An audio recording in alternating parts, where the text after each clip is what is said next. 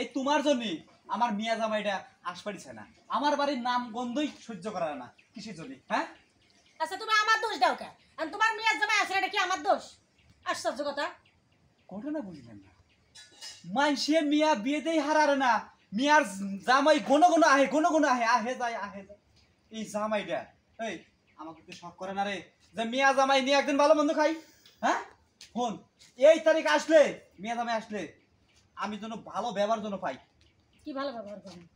কি ভালো ব্যবহার করবো? শোনো, মেয়ের জামাই কম আসে তাইতে ভালো, বেশি আসলে ভালো না, বুঝো নাই? তাহলে শ্বশুর বাড়ি আর সারবাস চাই না। ওই যে মানুষ কয় না, শ্বশুর বাড়ি মধুর হাড়ি, মধু একবার পাইলে না জামাই ওই বাড়ি আর সারবো না। আচ্ছা কও, এরম বউ যদি মানুষের বাড়িতে থাকে মিয়া জামাই আবো?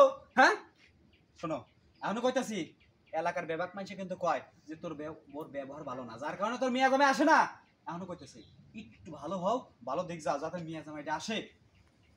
আচ্ছা ঠিক আছে, তুমি যখন কইলা এবার জামাই বেটি আহুক, ঠিক আছে, জামাই রে এমন আদর করমু আর এমন যত্নই করমু জামাই তোমার বাড়ি ছাড়বো না, তখন কিন্তু আমার কোনো কথা কইতে পারবো না। এই যে কইয়া দিলাম। তখন দরকার হয় মিয়া জামাই গড় জামাই রাখবো, তারপর তো যাবার দেবো না। ওই আমার মিয়াই একটা, আমার মিয়া কি 10টা রে?